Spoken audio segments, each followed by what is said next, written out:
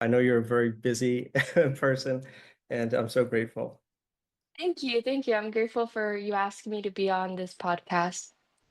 My name is Ganesh. This is the Hinduism 108 podcast, and I'm grateful and honored to have Juliana Garces here with me, a world-class artist and spiritualist who we're very grateful to have with us outside of her busy schedule. So thank you so much, Juliana. I just wanted to say a little 2 cents about the reason why we're here.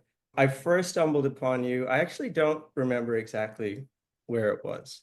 I think I could swear I saw you on TV, maybe Gaia TV or something like that. I don't know. I do know. I haven't been on Gaia TV, so it wasn't Okay. me.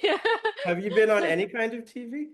Maybe some, yes, yes, but not on Okay. Gaia. Okay. Yeah, so I think I saw something and then you showed up as one of the suggested things on Instagram. I'm like, wow, I think that's that same Juliana. And then when I was looking through your stuff and all the things that you were doing, it seems that you're a very deeply spiritual and spiritually accomplished person. I can tell that just by the way you present things and the way you write and the order in the way you write, because I feel that I'm very much on the same journey and the same path. So I recognize something in that. And then, of course, I'm a Hindu priest, not the typical Hindu priest, which we can get into later, but I'm a Hindu priest. So I know that some of your artwork has been about the Hindu gods and goddesses. And, I know you've had some experiences. So, of course, I'm thrilled to hear about that. I saw the latest thing that I saw yesterday. You have the line of streetwear, which is like a little new and different. There's a Lord Ganesh hoodie, which I thought was so cool. And I love that Thank Lord Ganesh is so dear to my heart. And of course, I chose that as my moniker for this work. So I think that's so cool. So thank you for being here. Um, thank you. you know, like I know you did an exhibit recently. How did that go? What have your forays been in Hinduism and in I'd be interested to hear, just a quick take of like some of the visions you had, how you've interfaced with Hinduism, how you've seen them. I know I teased you on Instagram once about the imagery of Lord Shiva with the tiger instead of the bull and whatever, but I think that's it's really profound and really cool. So I'd love to hear the story. So I feel like there's already ample amount of artworks out there where they're, following a very specific structure, which I truly admire and I think are so important to have.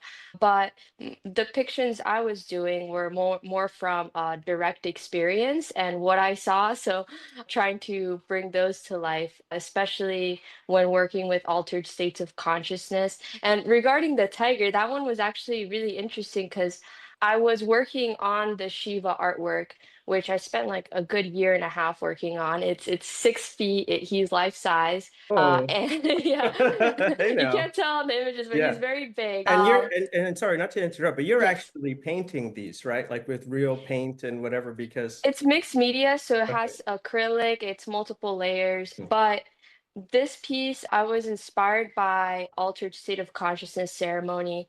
And from there, I experienced Shiva and his Hmm. divine essence and felt very inspired to create a work inspired by him and what I saw, these beautiful fractal temples that he was in, made of light. Hmm. And while I was working on this piece, I did some research and saw that he usually wears either tiger skin on his garments or he's sitting on tiger skin. But I received the message that that represents that he conquers the fiercest forms of nature, and that another way of conquering the fiercest forms of nature is friendship, is kindness, and Hmm. I kind of wanted to create a new way of expressing that, how he can also conquer through kindness.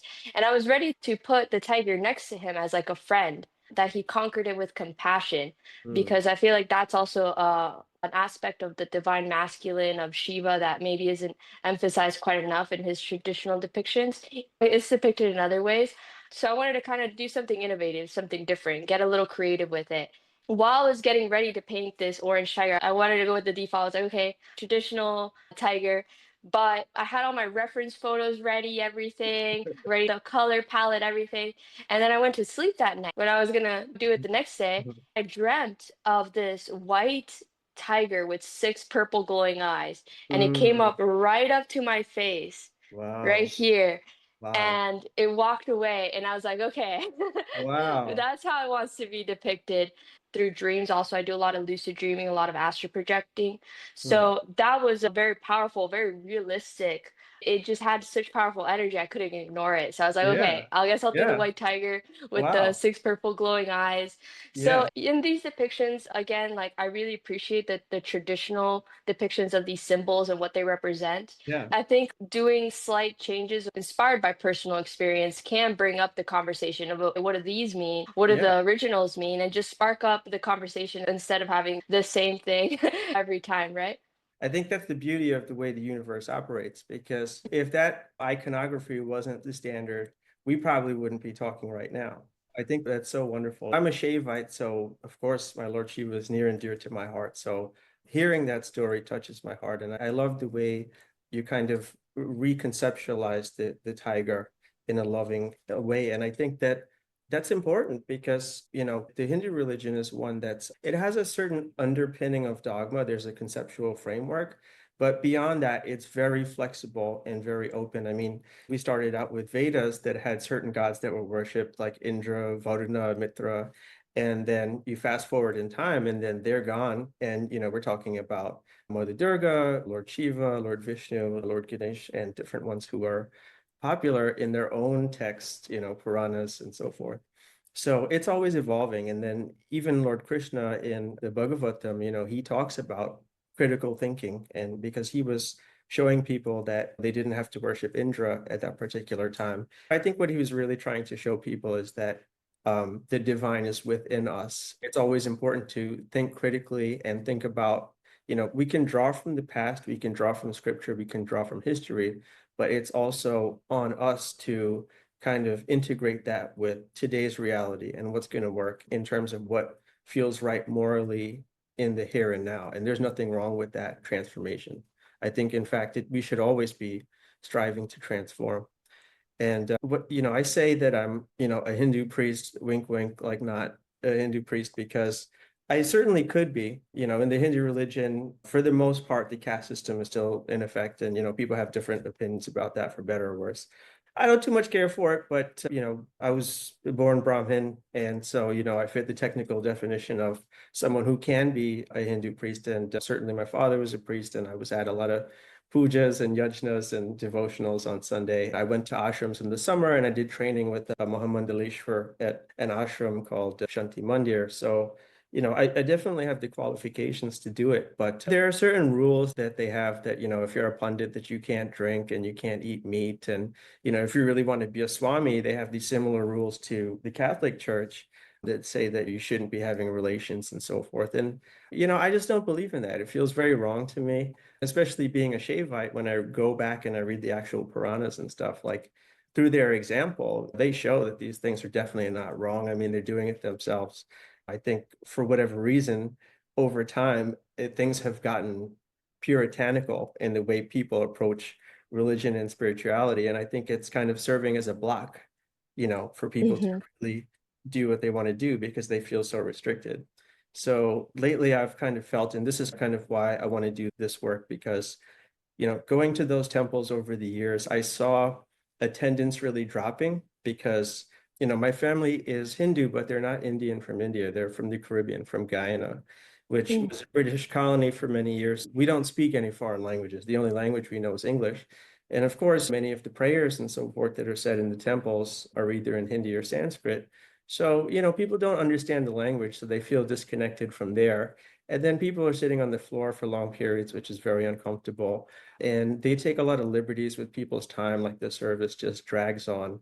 And because of that, after a while, the only people that you see in the West Indian Hindu temples, and I would say many Hindu temples just generally in America, are very elderly people who have the time to be in the temple and the proclivity to do it because they just have these old school values and that's kind of what they're used to.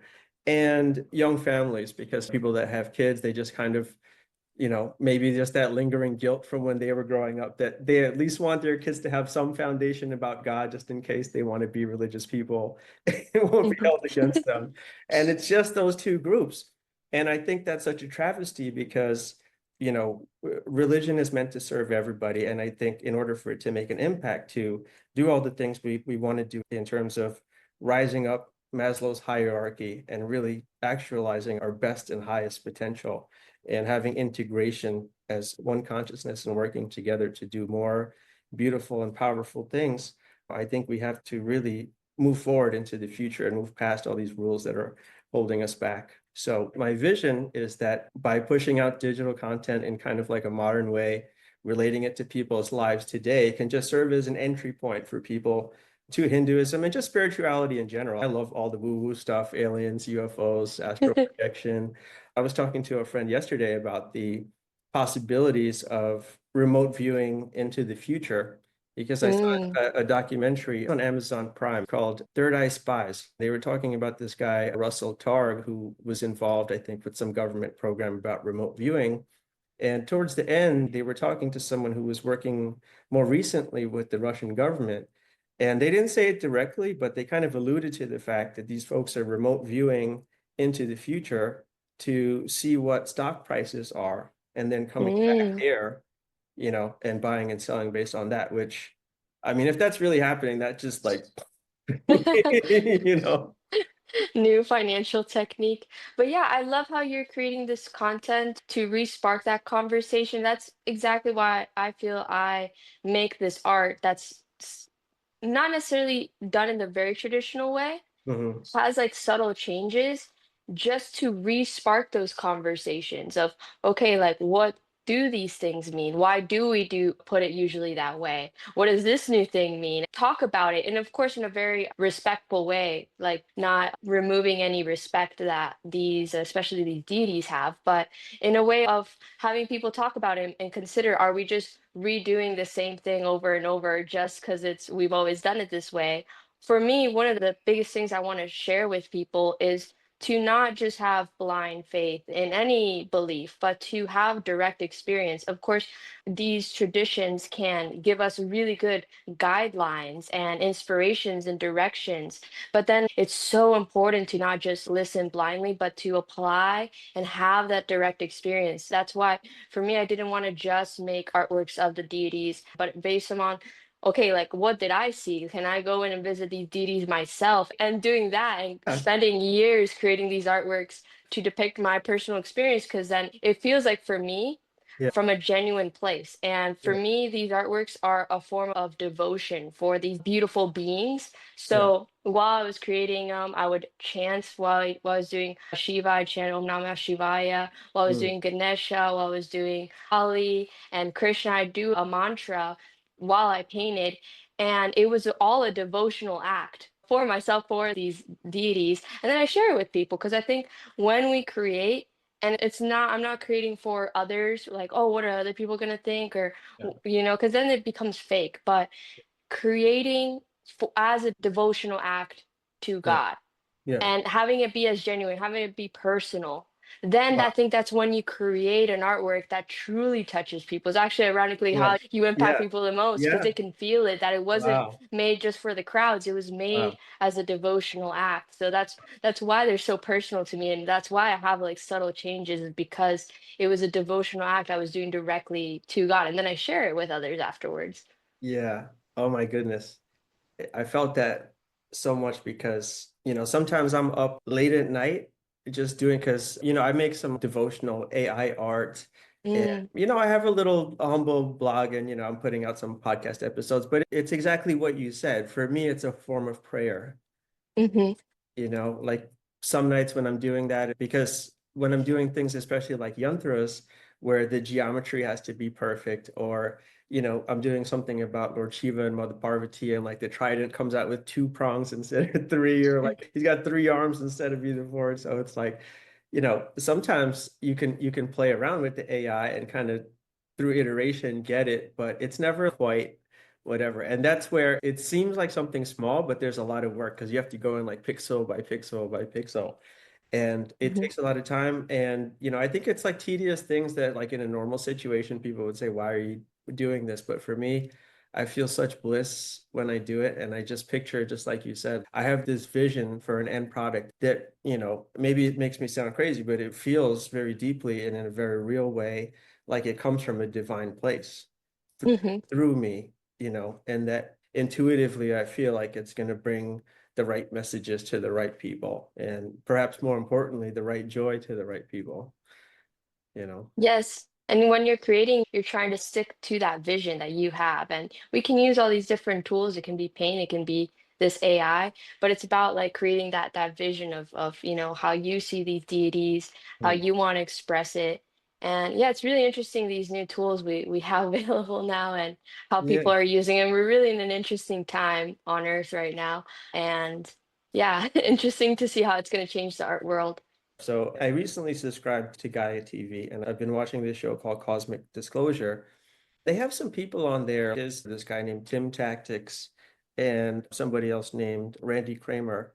They're talking about all these wild things about how they're sending people to Mars, brainwashing them and cloning them into a younger body and sending them back, and how they're like reptiles on Earth and all kinds of conspiracy theories and how we're already fighting wars in space. And I mean, for me, for whatever reason, I find like regular TV outside of maybe politics, like Bill Maher and this kind of stuff. The only thing that really grabs my attention is like the woo-woo, like aliens. It has to be something out there for me to feel engaged. So like, I don't know whether it's true or not, but for some reason, it just feels fun to dabble with the idea for a while because a lot of these things, it's not exactly like there's peer-reviewed science out there for it.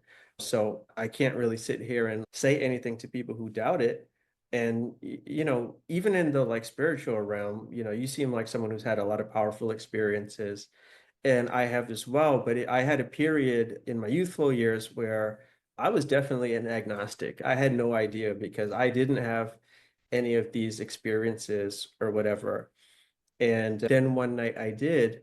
And then, like, through meditation, I had more and more. And it's just like when it happens, it's not something that you can explain scientifically or logically to somebody else, but you know to yourself that it's real. And then it's like game on.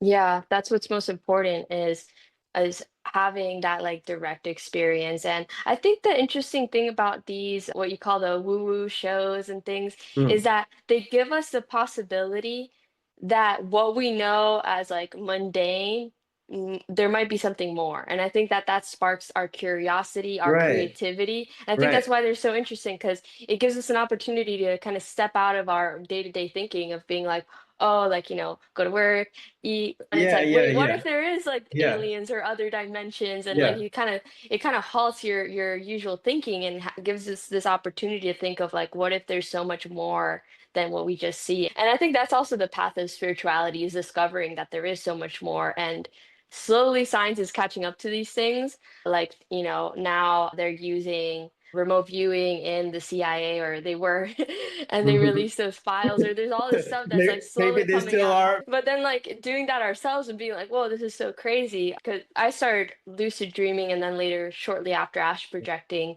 at Wow. 12 years old. 12, I had my first Whoa. lucid dream. Yeah.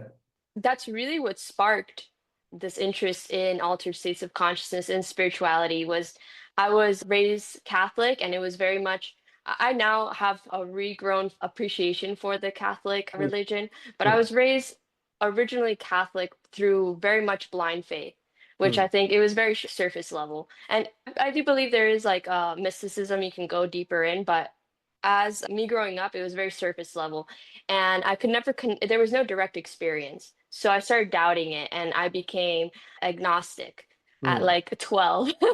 I was like, let me just like, I haven't seen this, so how can I believe it? Right. And very And shortly after, like after deciding I didn't believe in God, or there was no way of knowing, I started lucid dreaming like on its own, like, and mm. started flying through realms and exiting my body.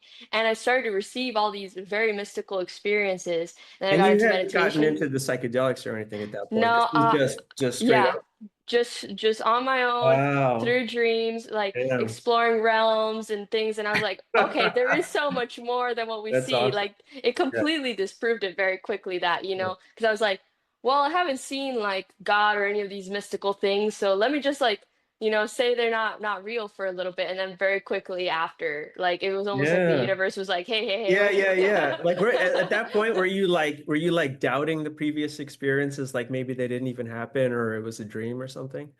No, because I mean they were so real. Like I Yeah. started to like imagine like being like 12 and you Yeah. were in these lucid dreams and you would walk through the beach. And Yeah. as you walk, you'd feel every little grain of sand under your feet, like more HD than reality. Wow. That I was like, this is more real than my day-to-day life. How can I deny like this is Yeah. something's happening here? Yeah. It Yeah. definitely is catching my attention. Right. And I would tell my parents and they didn't know about lucid dreaming or any of Yeah. that. So I didn't even find out about the word lucid dreaming until after where I looked it up. I was like, what if you know you're dreaming in a dream? And then, it was like, oh, that's a thing. It's lucid dreaming. And then Hmm. like, what if you exit your body? Oh, that's astral projection. Mm. So it was like after the fact that I But figured they were a thing. so like when you were doing this stuff, you had like control of like what you could do and stuff like that. At first, it started off with me just being able to control waking up out of them. So it actually started through a lot of nightmares, which I find very fascinating now because it's almost now I think of it as almost like when samsara, when life gets too, too uncomfortable, too much suffering, that's like Yeah. such Yeah. a wonderful opportunity to awaken. Yeah. Now I think of it like that, but it was in my dreams. I was having a lot of nightmares at the time. Yeah. And I started waking myself up out of them. I was like, wait, this is a nightmare. I'm dreaming. And I wake up. And it started happening like that. But then I was like, hey, what if I stay? What if I change it? And that's when I started to, have some fun with it. That is amazing. So, what was the first experience you had with Hinduism and like, which God did you first have a vision with? How long ago was it and who was it?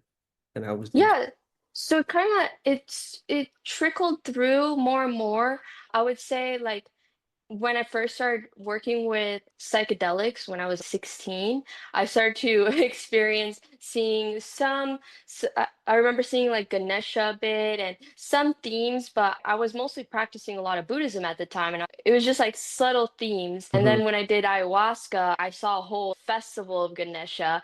But it Mm, wasn't until I started working with just pure crystal DMT that I started to actually directly interact with these deities. Before it was like kind of like subtle themes, and I had really enjoyed reading like the Upanishads mm, and the Bhagavad Gita and things like that. I really resonated with the text, but it wasn't until later on when I started working with DMT that I actually started to go to their temple and seeing them and they started to communicate with me. It started to become a very wow. direct experience. It wasn't like, oh, this is happening, I'm just observing it. It was like Yeah. one-on-one time with them that I was like, Yeah. okay, I need to make some artworks of these. I just felt so inspired that I was like, I Yeah. need to devote some time Yeah. because this is how I worship is through art. When I Yeah. have a very powerful experience, that's how I express it Yeah. through art, through poems. And I was like so touched by these direct interactions.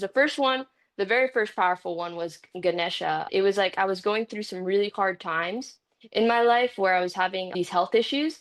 Mm, And all of a sudden, I was working with DMT because I was like, okay, let me see if I can get out of this negative thought loop because it often provides me with some wisdom, some insight. yeah. And all of a sudden, I started to see this beautiful temple made of light. And there, as I was guided in, and there was Ganesha sitting there on That's his so throne. And I was like, oh, well, he's the remover of obstacles. This is a great opportunity. And I told him, he was like my therapist for a moment. I just told him everything that yeah. was happening. And I asked, can you fix this? Can you remove this? And he's like, yes, done. I'm like, really? He's like, yes, trust. And he told me to chant his mantra to help me remove obstacles. Yeah. So, and that's when I started my little Hindu deity series. The first one was of Ganesha because I was Yeah. so inspired by that experience. Wow. That is amazing. So Thank beautiful. you. And your art, it was, well, especially the Hindu ones for me, it is very powerful. Sometimes I would Thank you. look at it and just look at it for an extended period. And Juliana, I feel something. Oh, I love that. I Thank really you. do. I really do. The latest series that you put out about Lord Ganesh really resonated with me. So, the reason why I chose him as my moniker, sort of, is because I feel like I'm so devoted to both Lord Shiva and my mother Parvati, but also I know that, psychology and whatever tells us that sometimes it's important to just have one thing to focus on. Because like if you Hmm. drill down on that, you'll be able to concentrate. And so to me, Ganesha represents the harmonious union of that active and passive, kind of. Mm. And also for, you may notice I have these kind of like diamond shaped ears that, I think kind of like remind me of him. And in a way, I feel like he's always with me because, I don't know if you know his story. I'm sure you do, but he's his mother's golden child and his darling. And I do feel, I haven't had many visions, but when I was younger, people in my family or whatever would tell me that they would see things like around me, but I personally never saw it. It was interesting in the last year, sometimes when I'd go see people that I know and they didn't know I was coming, like to somebody in a store or whatever, when they saw me, they would tell me that they would hear the name of Shiva like ringing in their head before I Mm. showed up. It was just like Shiva, Shiva, Shiva, Shiva. And I was just like, wow. I wish I could see because people tell me they see all these visions and like whatever. I'm like, I want to see some visions because I had one very powerful vision of Mother Parvati when I was young. And, since then I've tried to focus on some things. I saw Mother Lakshmi a little bit. And, I've wanted to see Lord Shiva. I've always like kind of felt his presence with me, Mm. but I've never gotten like a clear, as you described it, like that HD high definition, like everything crystal clear, like picture. It's always just kind of like far away and like muddled, and I can't really like bring it into focus. So, that's something I definitely look forward to in the next step of my journey. And, I wanted to kind of solicit your advice on that too, because I know that's something that you're very, very good at, and I think that the Lord Ganesh stuff you put out is really cool. I love that sweatshirt. And Thanks. Good way the to share the vibes. yeah, and the Make photo people shoot, walking art. yeah, it was cool. And the photo shoot and like the pose and stuff and everything that you did for it was Thanks. perfect. Thanks. I think that, these deities have a very powerful vibration. And if we wear them and we share them with people, we walk around with, with them on our bodies, I think it's very powerful because we're like sharing that energy. And then I put like the mantra on the Mhm. sides and stuff. And I think the yantra on the front. Yes. So it's also just like, day-to-day life, like almost like remembering that energy, and it can Yeah. like how change how we interact in day-to-day life instead of just like getting caught up in Yeah. regular things, like kind of every time we look in the mirror we're like, oh yeah, like they're Totally. they're with me. Yeah. But yeah, vision methods. So this is something I'm actually like super passionate about, and it's about how to like alter our consciousness so that we can have visions and interact with beings or various realms. And the cool thing is that there's so many different methods, vision methods, and some work better for some people, some work better for other people. I'm like a vision junkie where I like trying them all and exploring them all just because I love like, just seeing these divine realms. So I would say one of the easiest and most direct ones is dreams, because we all dream every night, and starting to keep a dream journal. And if you set the intention very strongly, like let's say you really want to experience Shiva, if every night you go to sleep and you're like, Shiva, please come to me in my dreams. I want to experience you. I want to see you. And Mm, you're doing a dream journal. The mm, more you do the dream journal, the more your dreams are going to get more HD, and you're going to be able to remember them. You're going to become more active in the dream world.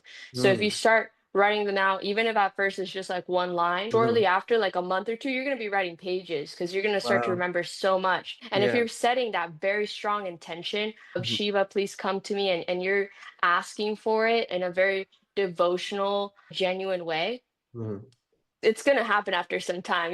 Sometimes you have to be patient, but if you keep Yeah. asking every night Yeah. before, last thought you have before you go to sleep is, Shiva, come to me. I want to experience you. Yeah. Shiva, come to me. And I firmly believe that, you'll have that No, yeah, experience. wow. Like I'm almost floored by your confidence. Now I'm all jazzed up in awe of what I'm going to experience. So Yeah, it can be a very awesome. beautiful experience. I mean, that's a simply like, I think that's one of the things I do is just believing Yeah. fully that my intention can cause that. And like, saying it with as much confidence, as much truth as possible.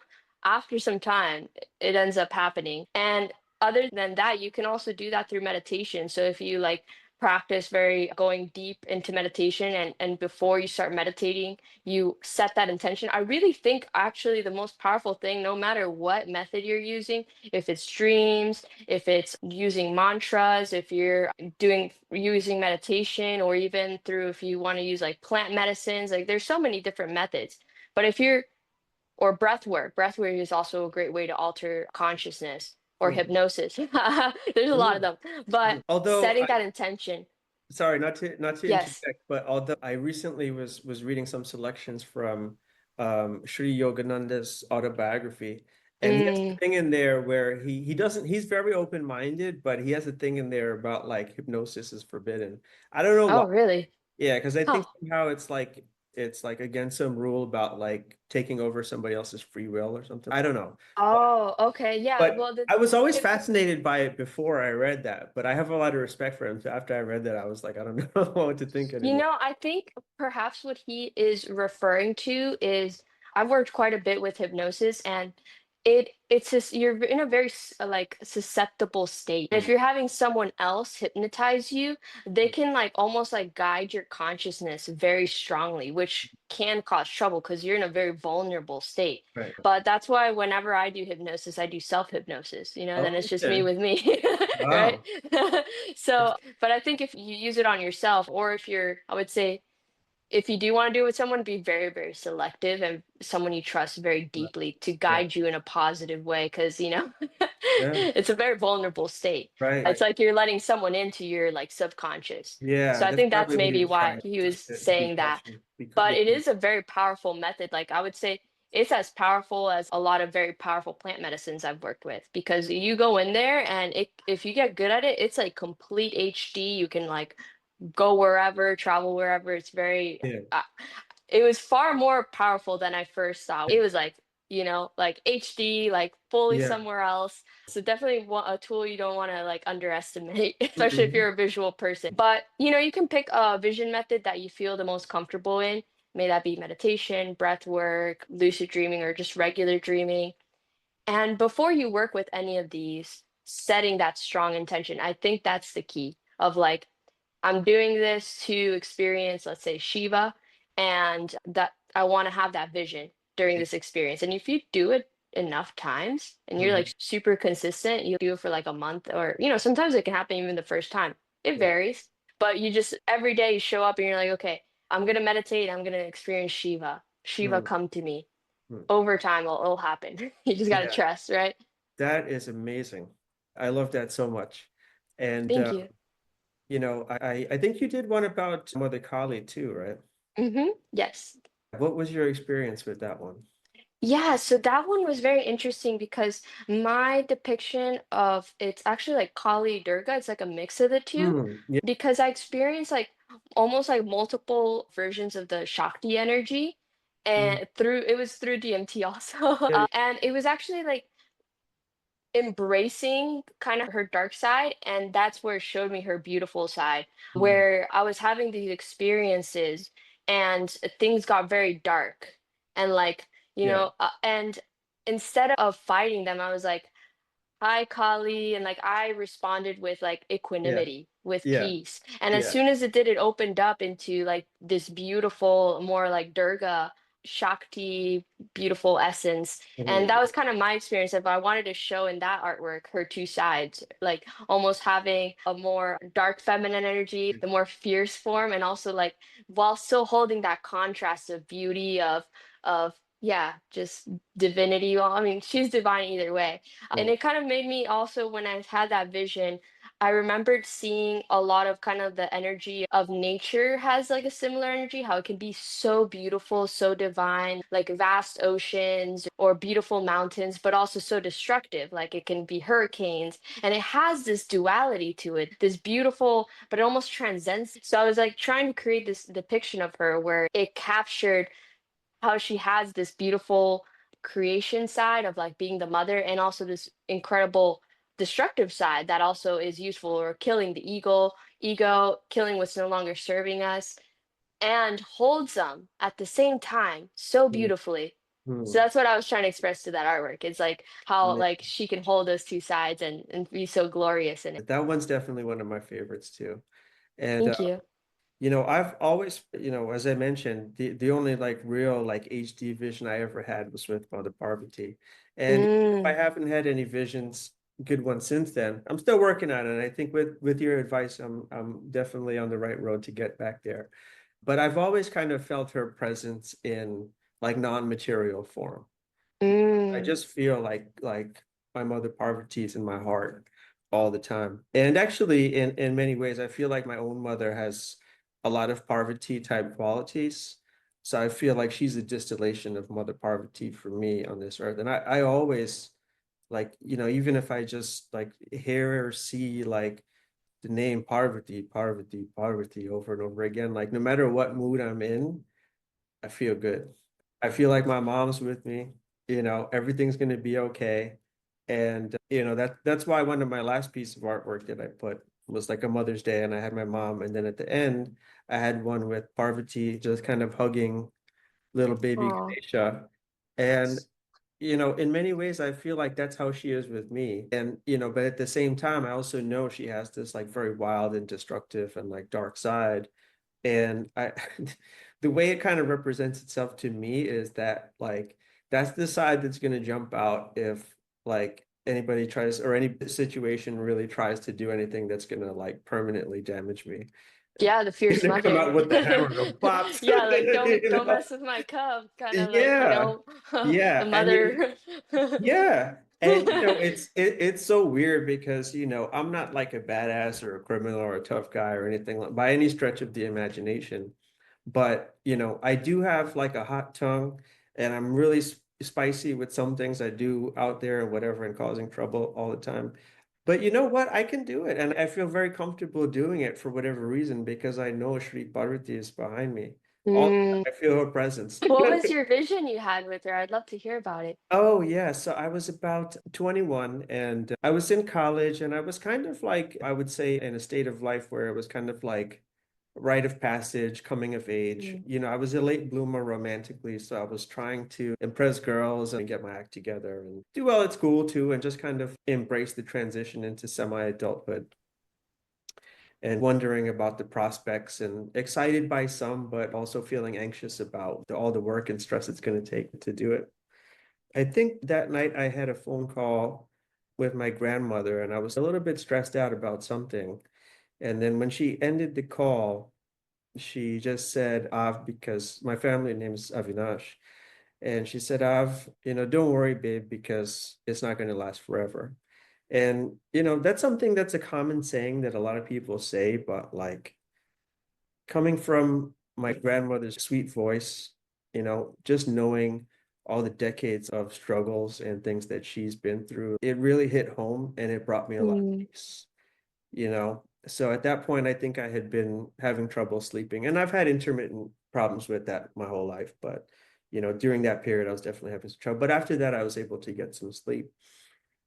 And then in the middle of the night, I had like this extremely big, bright, bold vision of Mother Parvati in the Gauri form because she was like just in a simple like white sari.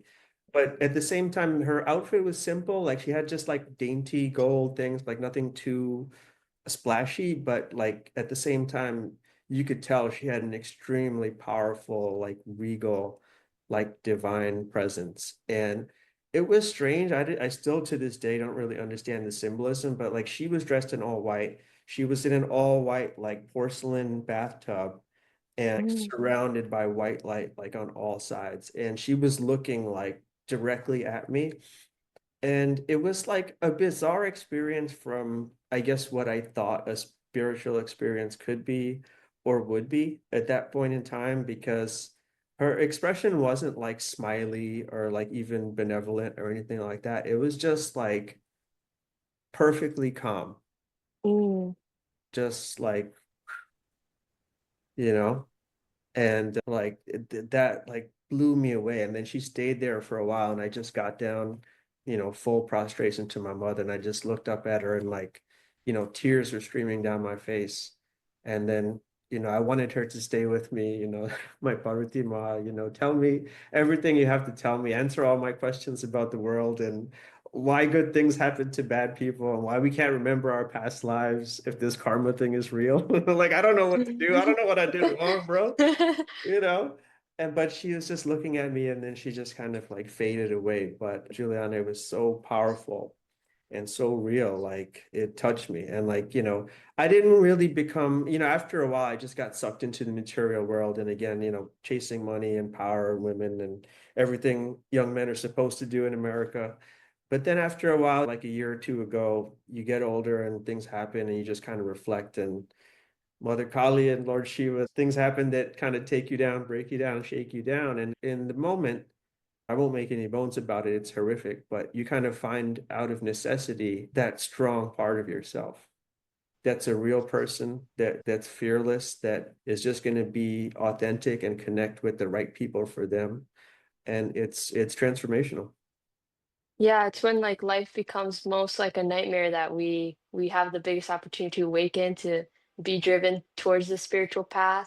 Yeah. And that's so beautiful. That's such a beautiful vision. I think transferring that vision to the physical realm Hmm. would help you reflect and understand its meaning more deeply. Since you mentioned the thing with the bathtub and everything, it still doesn't make a lot of sense. And the fact Hmm. that she just stayed peaceful and silent through all your questioning, I Yeah. think that having it visually transferred on an object would help you Yeah. understand why. Like maybe Yeah. she was just so peaceful that she didn't have to answer them. The answer is just be Yeah. accepting, Yeah. right? I think you can get a lot of wisdom. I think that's something that I have experienced in my own path Yeah. where sometimes I have these very powerful visions, but I don't understand what they mean, or Yeah. I only understand them on the surface level.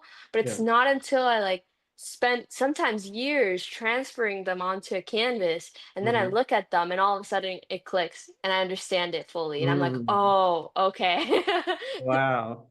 That's amazing. So maybe we could do that as the like collaboration commission thing.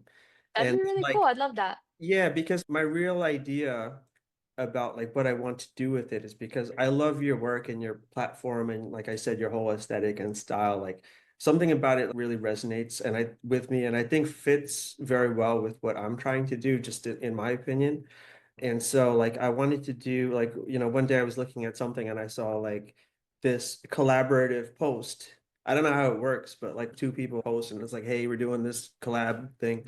And I was like, that's pretty cool. You know what I mean? It reminded me of like when I was a kid and like Batman would pop up on Scooby-Doo or something. I'm like, oh shit, it's Batman. So I just had the idea and I thought it'd be something cool to do. So like that's pretty much like what and like you got me going now because like I think this idea of my mother Parvati in the bathtub, like, wow, Yeah.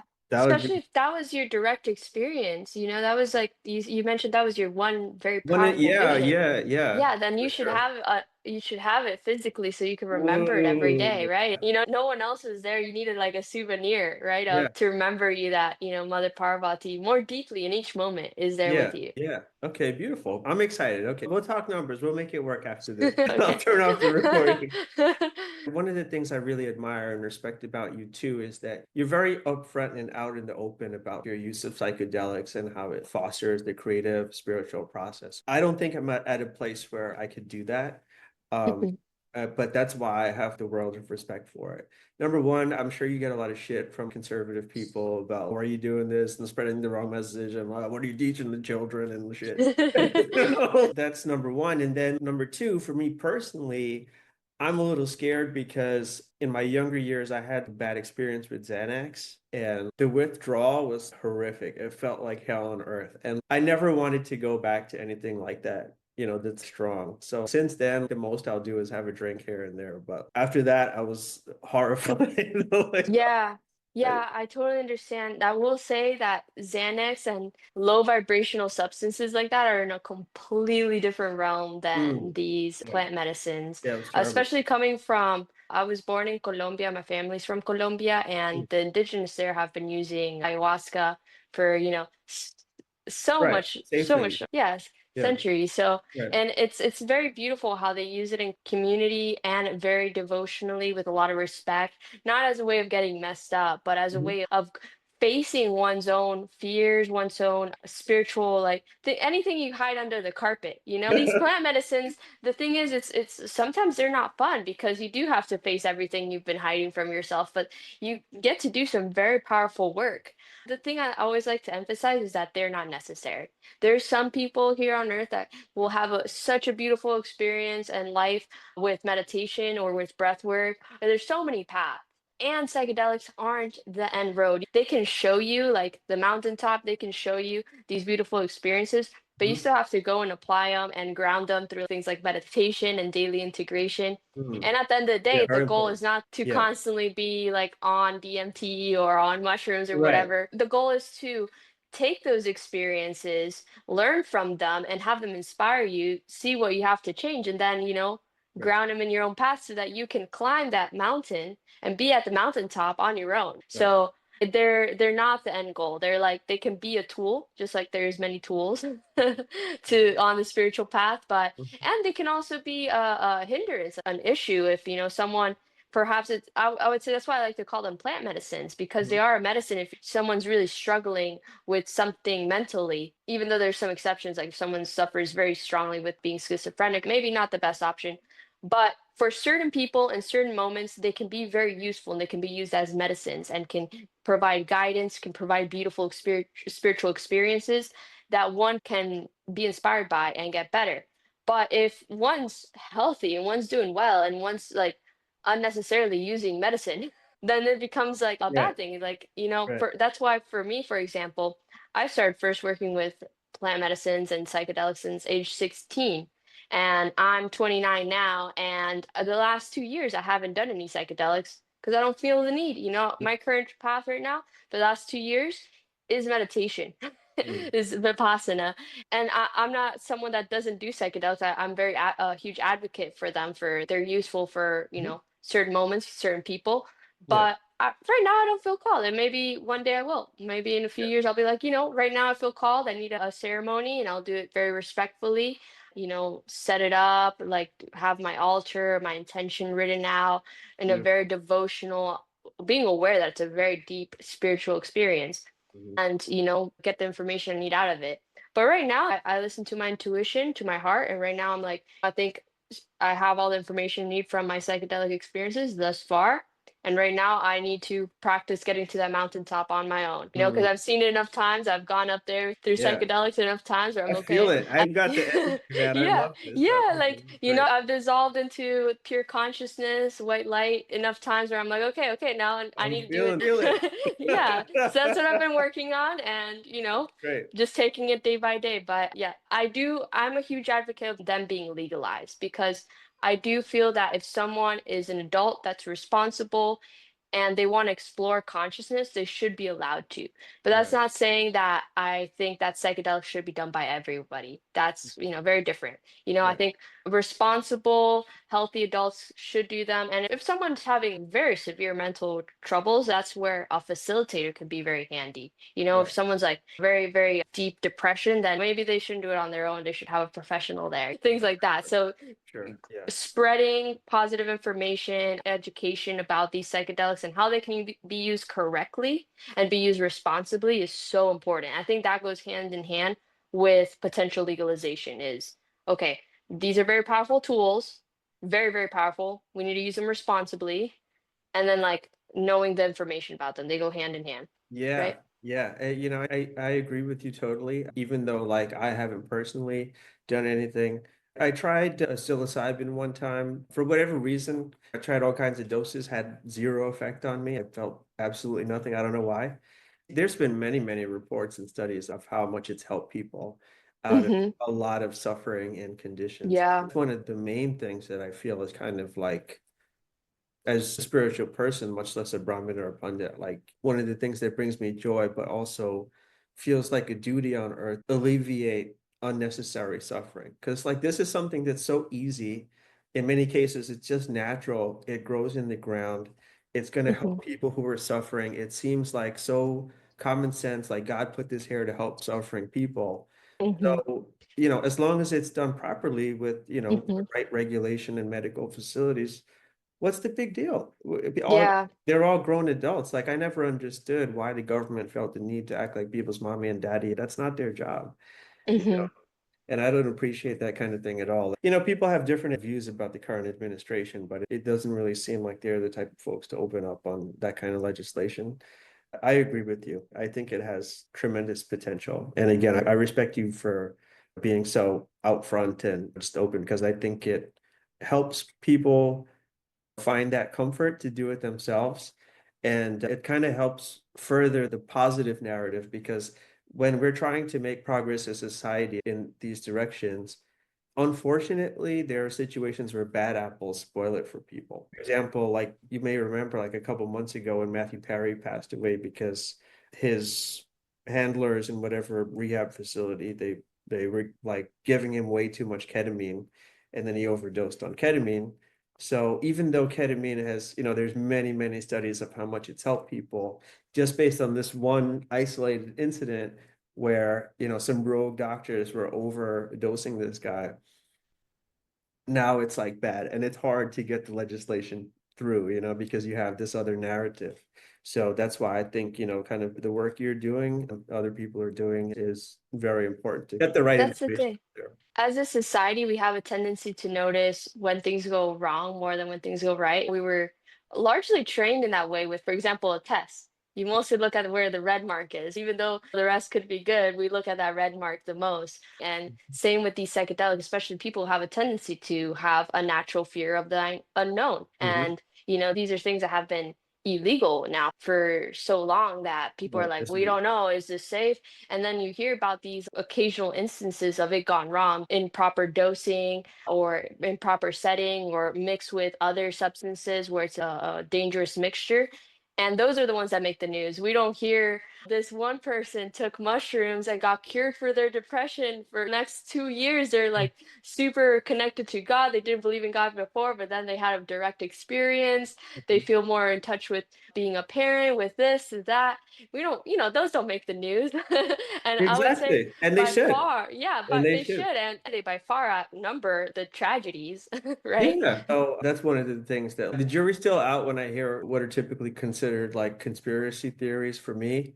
Because like sometimes I hear it, I just don't know. You know what I mean? I don't have enough information. But like when you see stuff like that, where yeah, there's so many great stories and it seems so obvious that it's something we should do. And like time after time, it's like the right information is suppressed and the wrong information is promoted. You start to sit back like, what's going on here? You know? Hmm. Yeah, and I think it's mostly just sometimes it's just monetary. People are more interested in the negative. Like that's what the news is. It's Right. like a That lot too. of Yeah. negative That stuff. too. That's So it's true. like sometimes there, Yeah. some people may say there's a negative agenda, which there It might definitely not could be be. nefarious. Yeah. We're Yeah, but it might just also just be programmed like, like that. Yeah. the title that's more intense of like this person died from ketamine is Yeah. gonna get more attention than hey, Yeah. this person had a blissful experience, Yeah. right? Yeah. But Juliana, like one thing I don't understand is that like it seems like to me in the last like 2 decades or so that it's things have started to like spiral to the bottom because I feel like human nature, that's always been the case where people are going to respond to like all this in negatives. And it's terrible. I guess the studies show that the stick works better than the carrot or something like this. I don't know why. I think it's an unfortunate part of our DNA, I but think it's a survival mechanism, yeah, if like we were in tribes back in the day and someone told us, "Hey, I found a beautiful flower," we yeah, might forget that. But if someone came, "Hey, and I got chased by this tiger down over there," yeah, we're gonna yeah, remember that more because yeah, we want to be careful, right? It's a yeah. survival instinct. Yeah, but like I feel like since that's the case and human nature has always been that way, like why didn't things just kind of naturally spiral down to their worst possible state already? Because, I can't understand how this shift happened because I turned 40 in March. And so when I was growing up, especially during Bill Clinton years, the country had its problems like it always did, but it was nothing like now.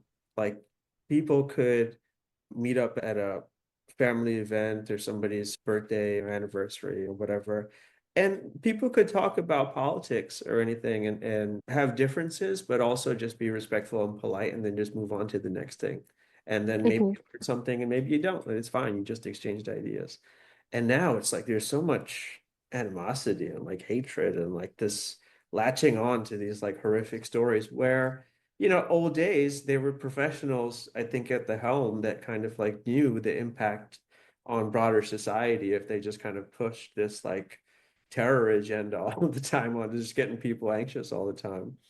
They would show more holistic, comprehensive, balanced news and stories and media. And I know what the media was like in those days. So you still had your, robberies on the 10 o'clock news, but like, beyond that, it was a lot more reasonable than what's going on now. So what do you think about how and why it changed? I think that the frequencies are being tuned up and that creates more contrast. So, just as there is more negative frequencies, I think there's the opportunity for higher frequencies being created at this moment also. Mhm. And it's like that nightmare of, when samsara turns the most into a nightmare is like the biggest opportunity for us to wake up. One can take this mud, this suffering of what's happening, and can let you be weighed down by it, or one can use it as compost to awaken. And I think it's when there's the most mud, the most compost, that these beautiful lotus flowers of the soul can bloom. So I think we should see this as an opportunity of like, the more we hear all this crazy stuff happening, we're like, Mhm. oh yeah, this is like a cosmic dream, and remember our Mm. God consciousness the most, Finally, because finally yeah, breaking out of the yeah, illusion. because it's when imagine you're in a dream and everything's all dandy and beautiful and you're in Yeah, yeah, sunflower yeah. You want to stay fields. You just want to in. say it's when you Yeah, start getting chased by yeah, tigers and things are on yeah, fire. Then you're like, yeah. oh Oh, yeah, I want fuck to get this out of here. noise. I'm out of I need to get out of here. here. Yeah, great Give me up, opportunity. study. Yeah, yeah, yeah. And that's also when we have those spiritual experience. Like for example, that vision you have of Parvati, it was through a difficult moment. When you're like having difficult times. When I had my first lucid dream, it was when I was having difficult times. Those are the opportunities to awaken the most. So I think let's not see this as, oh, like just a lot of mud, a lot of suffering. Let's just get weighed down by it. Let's like use this as a opportunity for growth, for awakening. Absolutely. And Juliana, that is such a beautiful message to end on. Thank you so much for your time here today. It's been wonderful. It's been exciting. I have to say, like I learned a lot. I Same here. I really, I really enjoyed really talking did. to you. I really did.